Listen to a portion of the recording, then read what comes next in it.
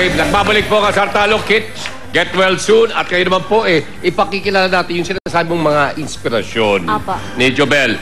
Nina, sino bang mga kasama mo riyan? Hello!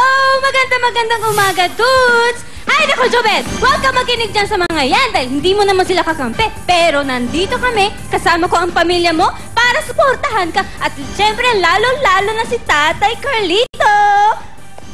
Hello, Nak. Huwag kang padadala sa mga sul-sul. Kayang-kaya mo yan. Tatay mo yan? Opo. Eto mukhang tatay mo pag nagalito, nalalaksak to. Oh. Hindi naman po. Hindi naman. Opo. Okay, at sino pa ba ang kasama ni Papa mo? Yung dalawa ko pong tita, tapos yung dalawang kapatid ko, tsaka yung pinsan ko. Lahat yan talagang close sa kanila. Opo. Okay, sino may nakasalamin dyan sa madlang background? Pinsan ko po. Pinsan si mo? Si Paolo, opo. Oh, matagal na kasi nakasalamin niya? Nagtatago ba sa baka siya? Nahiya po sa camera. Nahiya? Nahiya pa yung lagay na yun. Hindi halata, Hindi halata. Okay. Well, sana ipagpatuloy ang pagsusupport at pagbibigay ng inspirasyon sa'yo. Okay? Nandito po tayo. Tapos na tayo sa level 1. Okay? May 15,000 pesos ka. Di pa tayo sa next level. Ready ka na? Ready! Okay, Jobel, let's go to level number 2. Okay. Pakyat ng level, itong si Jobel, bilangin natin ang kumpok sa kanyang bilbel. Ang laman din ng kanyang noo, wala namang utang. Sa loob nito, wala namang utang. Sa loob nito. Right, salamat po mga sugit. Thank you, Camille. Ngayon naman, 20 at 25,000 pesos ang maaaring mong mapanalunan, okay? Remember, with every correct answer, bumababa po ang ating sackpot.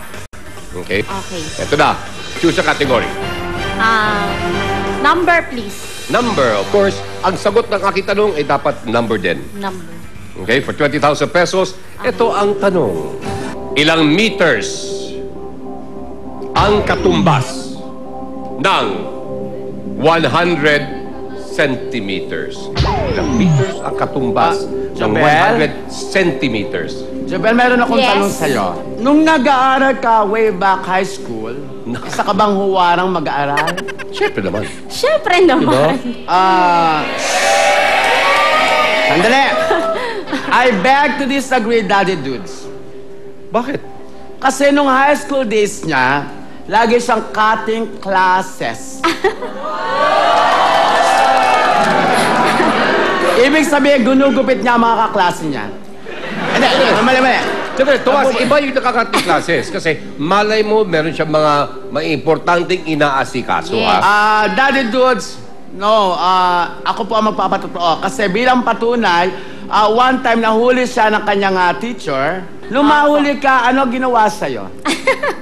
Kailangan ba ikwento? Akala ko ba alam mo? Hindi, para, siyempre, eto tapatan tayo, national television, gusto ko manggaling magmula sa bibig mo. Pinaikot ako sa campus. Gaano kalaki ang campus? Malaki siya. Kasi kami, sa high school 35 section. 35 sections kayo. Pangilan section ka? 4. Pwede. Ano ginawa sa'yo? So, since nasa star section ka kabilang, kasi 4 pa rin naman yun, pinaikot ka. May placard dito. Wag tulara. Sandali parang ganito ba ito? Excuse me, lipit mo muna sarili mo. Ganito ba nakalagay sa'yo?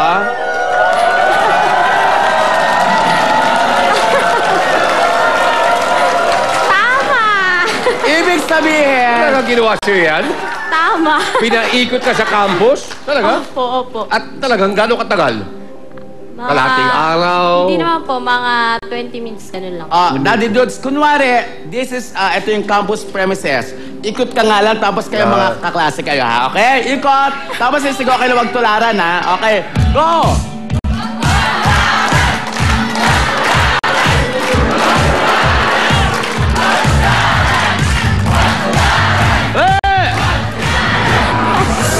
So, ibig sabihin, proud ka pa niyan. Tatay, kung alam niyo lang po, pagod na pagod kayo magtrabaho, maghapon. Sige, gatukan mo. Yung anak nyo, kung saan-saang mall, nakikita nyo ba ako tayo? Ito ka, ayan.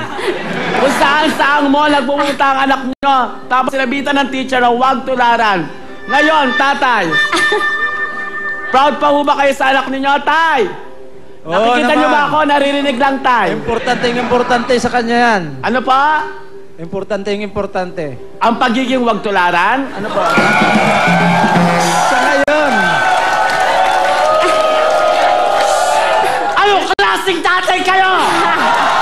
Eh, Kinukonsinti niyo ang anak ko! Bakit, Tay? Tomas. Tama na. Ikaw ang naapektuhan eh. Wag na. Matanong ko lang. Curious lang ako. Yung mga sinasabi minsan naglalakwat tsaka ako saan ka nagpupunta. Saan ka nga ba talaga nagpupunta? Sa classmate ko. Sa class- Kasi po that time, ayoko talaga nung subject. Tsaka Aha. yung teacher, meron kaming kasalanan. May teacher na hindi nyo ganong kursulada. So, Opo. nagpupunta ka sa bahay ng kaklase mo. Opo. Kaklase mo, pero magkahiwalay kayo ng bahay. High school. Opo. Ay, di ba sa Malayo high school? sa Iba sa amin. college lang, magkaiba yung mga classrooms, pero high school, isang classroom lang Isang yan? classroom po kami. Okay. So, ang kaklase mo rin, hindi pumapasok? Hindi rin. Ganoon. Yun ang kwan. Malinaw pala. Okay. Ngayon, maaari kung magkamali ka, pwede natin sisihin dahil absent ka nung lesson Pwede ko plan. ba tanggil? Okay. Naaalala ko kasi. Ano, mas maganda?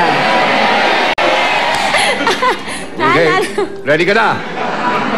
Ready. Okay. Of course, again, the answer must be in the form of a number. Timer, please.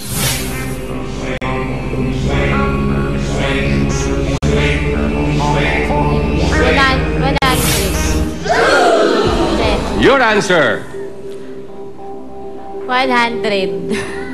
Nakalimutan. Ang sagot po ni Jobel is 100. Okay, alamin po natin si Mang. Si Mang, sapol o sablay? Sablay! Sablay! Sablay! Yay! Yay! Yay! Ho! Tanumpay! Yay! Yay!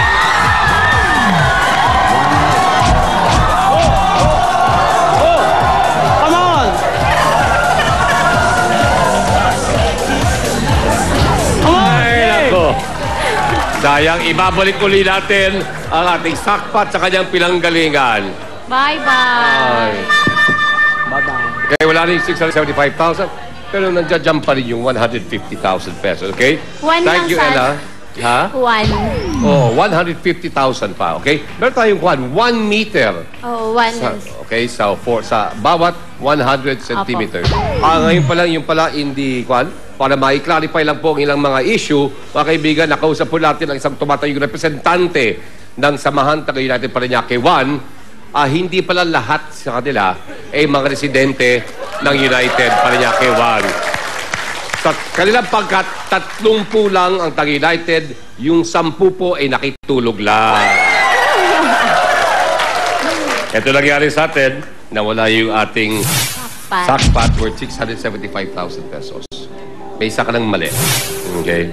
Hindi ka na maaaring magkamali pa. Dahil kapag nagkamali ka uli, you will be eliminated. Pero meron kang salbabida. May pag-asa ka pa, meron tayong repeater question, pero yung pa rin po yung kategorya. Okay? Okay po. Are you ready? Ready. For 20,000 pesos for the second time. The repeater question is, sa Roman numerals, okay, ang value ng XXX ay blank. Paano mo nga masasagot siya kasi nga cutting classes ka? Tama. As I was saying kanina, syempre, yung mga ganyang katanungan, giveaway na lang natin yan. Ewan ko na lang sa'yo kasi nga, nakapaskil dyan, huwag tularan. So, yung mga bata na nanonood, mag-aral na mabuti at huwag tularan.